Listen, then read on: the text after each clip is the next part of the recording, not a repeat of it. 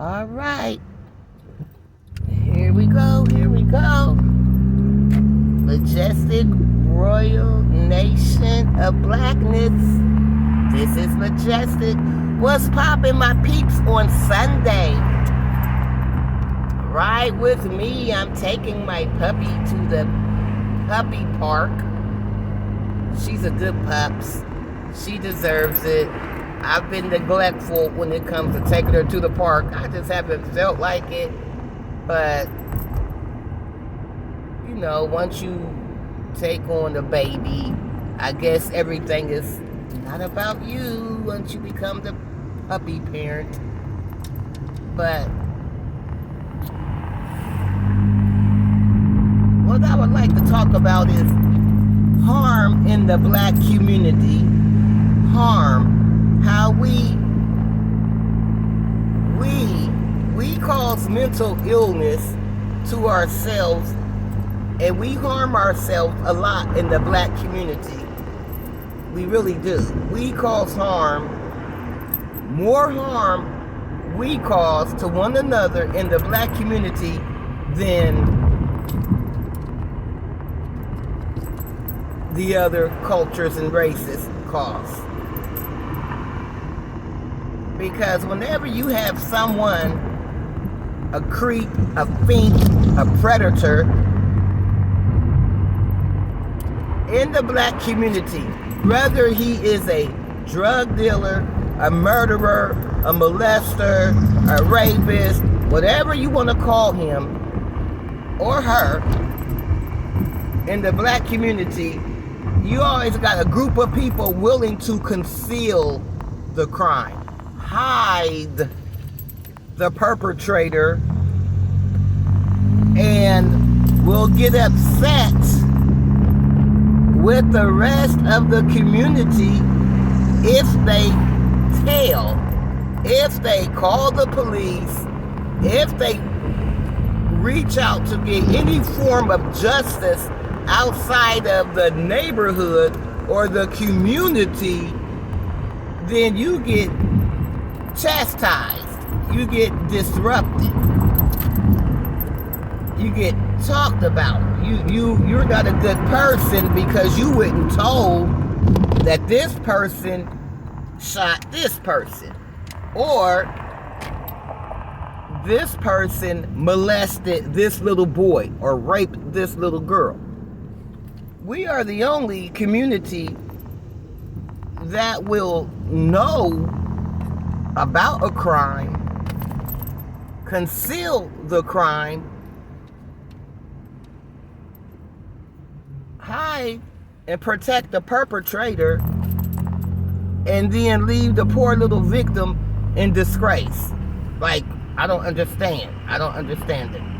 We're the only nation of people who do that.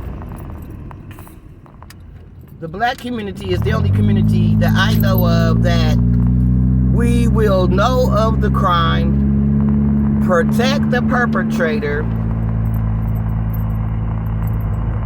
defend the perpetrator, tell the rest of the community, don't say nothing, don't, hey, you're a snitch if you tell, you snitching. And then we'll come off on you if you tell, or if you call the police. Why did you call the police? Oh, you know you shouldn't have called the police. Well, why did this person perpetrate this crime against me? They know they should have been perpetrating the crime against me. But nobody says anything about that. People only are concerned when you turn in the perpetrator, the person who's committing the crime. Never seen that like it. Never seen anything like it. So we really do have some issues that we need to work out, because I don't know how we're going to get anywhere as a people if we won't even turn the murderers, the rapists, the pedophiles, the molesters, you know, the cheaters. I mean, we will accept anything in our community. Our community is really trash. It really is. Because we accept anything. And we'll uphold anything. And then we get upset with other people because they don't want to uphold the trash that we're expected to uphold in this community. It's ridiculous. Shit. Because the funny thing about it is nobody wants you to tell. Everybody wants you to be quiet. Everybody says you are a snitch if you tell. But as soon as it happens to them, oh, everybody know what happened. Ain't nobody saying nothing. See what I'm saying? I've seen it. I've, been in that situation myself. I'm from the hood. Well, it wasn't a hood, but then crack came and it turned into a hood. But previously, before crack, no, it wasn't a hood. So, yeah, I've been, in them circumstances where, I see something. Oh, don't tell. If the police show up, don't tell. Move. What you move? If you tell so-and-so, go get in trouble. Well, shit, so-and-so should have thought about that before he did what he did. Like, when there's a crime being committed, the perpetrator who is committing the crime, know they're committing a crime. You know what I'm saying? It's not like they're accidental criminals.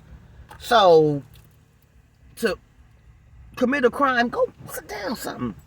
And then want to tell everybody else to conceal it, to participate in being privy to this crime, because basically if you're not saying anything, you're condoning it. So we just have a weird thing going on in the black community where they don't want you to call the police. If the police happens to show up, they don't want you to talk to the police. If you do talk to the police, they don't want you to tell on the perpetrator. If you do tell the perpetrator, the whole neighborhood is going to be upset and want to shoot your house up. This is some backwards ass psychology we have going on. This is really not beneficial to anything productive. And the codes that we have are detrimental codes. The codes that we need, we don't have. So I hold you to a code not to tell on a rapist, but I won't hold you to a code that was going to uphold and uplift our society of black people. We do things weird. We're a weird group of people.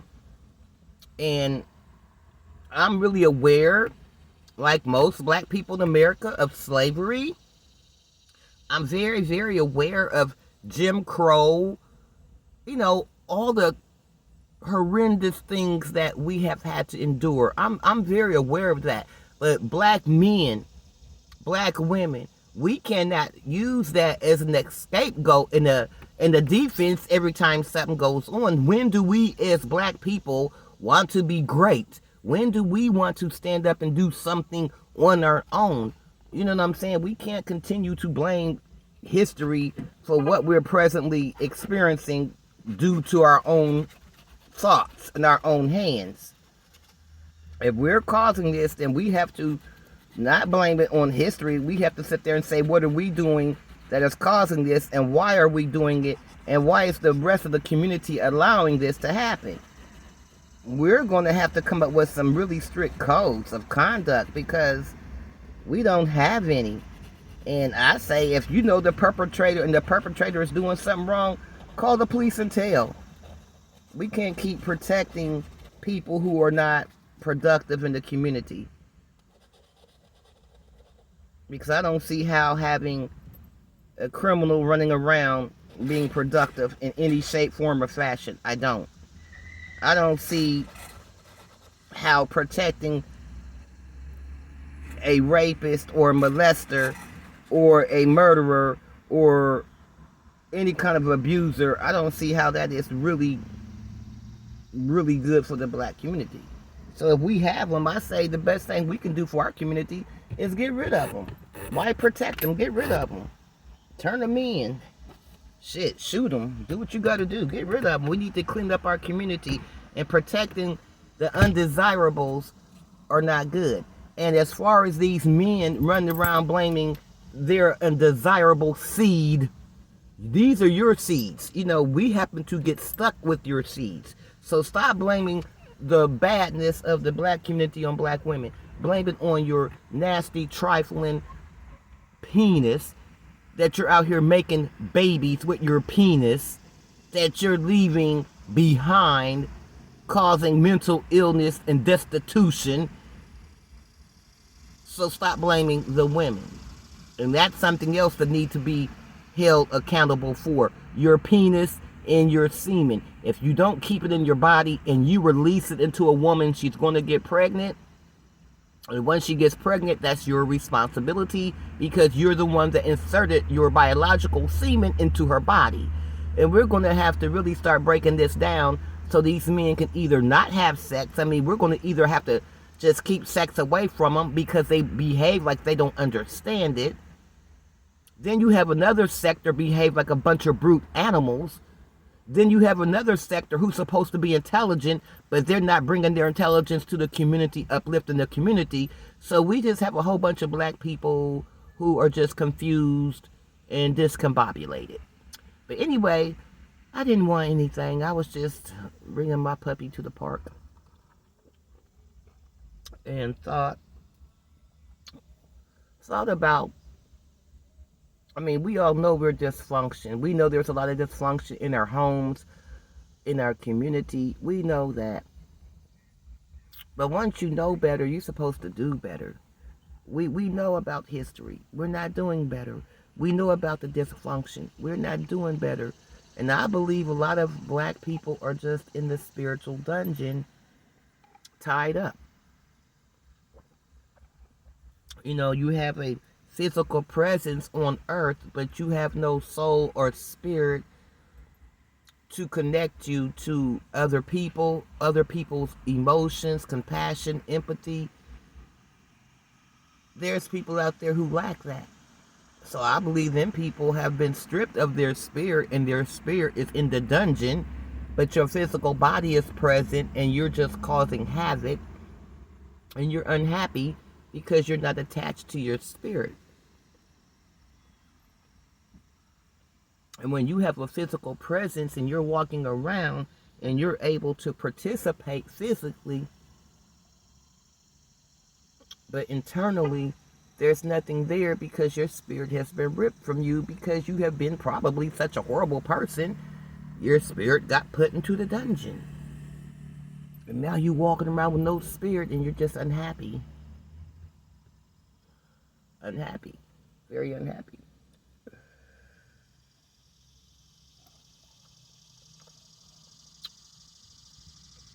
When people are in a spiritual dungeon, what is that? What does that entail? What is being in a spiritual dungeon? That means that you don't have any empathy, sympathy.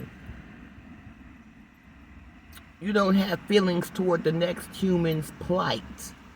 You can easily hurt a person and feel nothing. You can kill a person and feel nothing. There's no remorse because your spirit has been ripped and put into the dungeon and you're just physically present on earth, and you really can't enjoy all the fruits of the earth, all the fruits of the spirit of the earth that the Most High has given, because you're miserable, because your spirit is detached.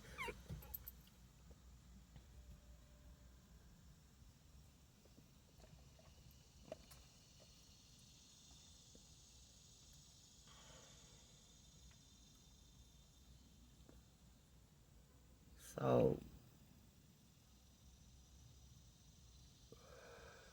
and if you're a spiritual person, like deeply have the gift of discernment, sometimes you can just be sitting around and your spirit will speak to you and tell you everything that's going on. Things that you didn't even ask. Maybe subconsciously you could be thinking about it. But sometimes my spirit just comes and tells me. And it's a big issue.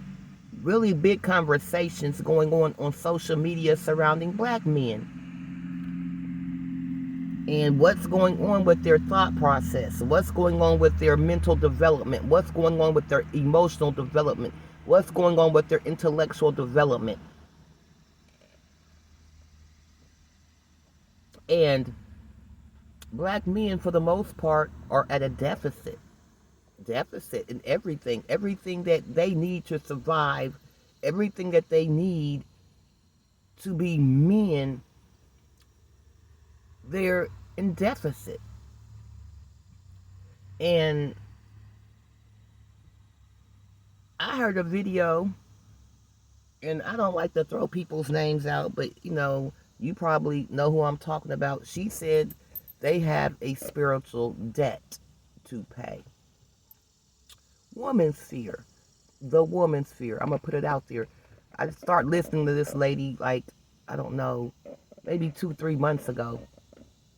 And I like her because she's a whole lot like me. Like, she's going to tell you how she feels. She's not going to sugarcoat it. And she has the gift of discernment. And I know because the things that she says, I already know. And she said they have a spiritual debt. I said, I'll be damned. She's right. Because you cannot be depleted of everything human, everything functional, unless you have not paid your debt. And I happen to 100% agree with her. There is a spiritual debt. These men, somewhere in history long ago, they did something, and whatever they did it toward us. And I'm like everybody else. I don't believe that men were ever in power. They're too stupid. I mean, and if they were in power, then that explains why we're in the situation we're in. So I just think not only men, but I think there's a lot of women who are also in the spiritual dungeon. They're down there. And these are these women who choose these men, because if I don't have a spirit and I'm spiritually depleted and you're spiritually depleted, we're going to attract one another. These men they kill their own children. They don't take care of their children. And then you have women killing their children.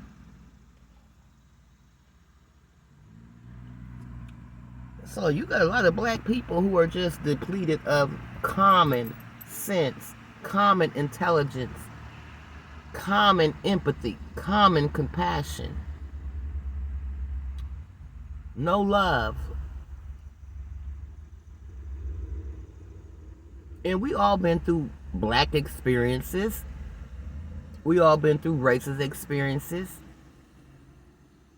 But that doesn't make you dumber, stupider. It usually makes you more intelligent. It makes you stronger. But in our situation, we don't learn from the things that we see. We don't learn from the things that we experience.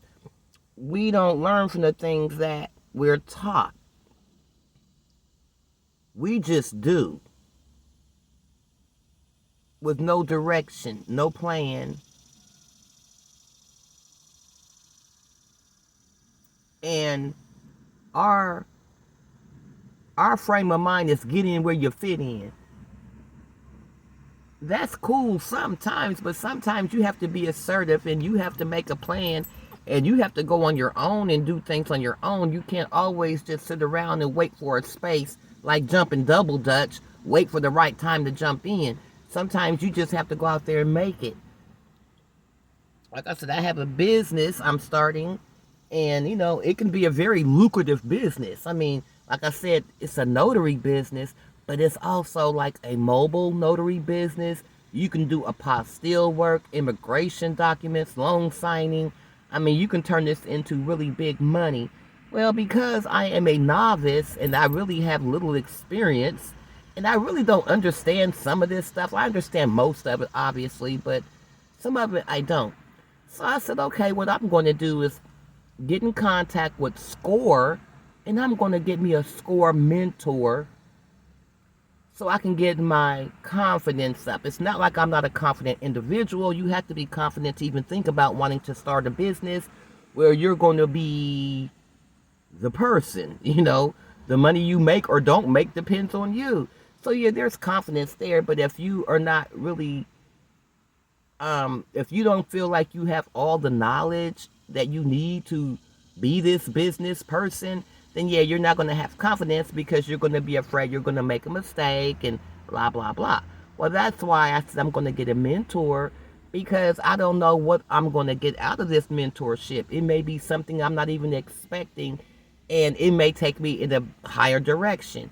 You never know. So I'm willing to give that a chance. I'm going to do that next week, call down there and see how that works, and hopefully I can get in touch with somebody who wants to mentor me and help me establish this business.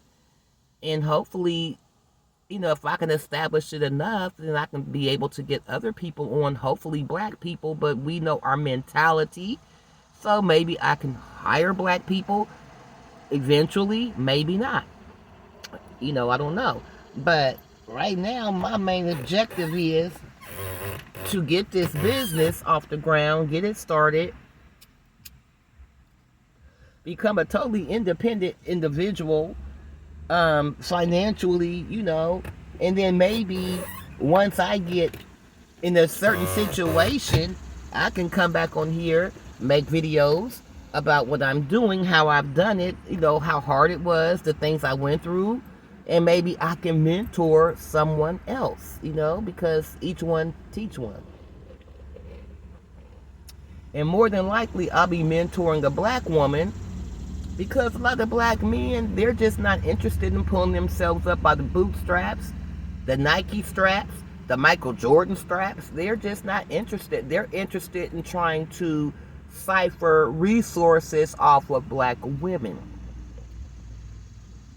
They're interested in trying to benefit off of all of our intellectual property and everything that we've achieved and accomplished, so they can be attached to us without putting in little effort, knowing that they're not qualified to be attached to us.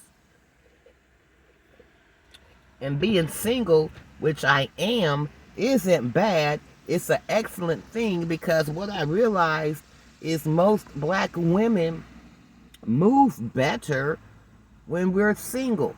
Because when you're single, you don't have this person occupying your mind with foolishness, and you move better and you make better decisions, and you be surprised how women have came out of long-term relationships, and within the next 5 years you run into them and they're doing something that you didn't even think that they even would be capable of doing, or doing something that you didn't think they would even think about, because they have moved up. Like, I left him and I felt bad when I left him, and he did this, this, and this, but then I did this and I did this, and now I'm doing this. So I realized black women in particular, we move a lot better being single. So if you are on this video and you get this video and you hear it and you're single, girl, be single. Do something good for yourself. Whether it's working out, eating right, starting a business, trying to get a raise or a different position at the company that you're working for, going back to school, taking up a trade, whatever you want to do. Believe me, if it's something that you want to do that's productive, if you don't have a black man in the midst, you'll be able to accomplish it and right off into the sunset, because it's kind of hard to meet a man that's going to match your mentality, your intelligence, and your tenacity, because most of these men don't have it. So basically, we are a nation of women that don't have men. We're on our own, and any provisions that we're going to have to bring them provisions to ourselves. Any protection that we have, we're going to have to protect ourselves, and we're going to have to gang up as women and protect each other, because as we see, we have males out there with penises, but we don't have men with minds. So that's all I had to say. I got to take my dog for a walk. We're in this car, and she is looking at me like, if you don't get off of this YouTube space and take me for my walk to this park. So that's what I'm going to do. Great, spend time with my baby, take her for this walk. And it's been a great joy talking to you guys. Like, share, subscribe, and have a good day. And that's it. I think. I'm trying to say that's it. Bye.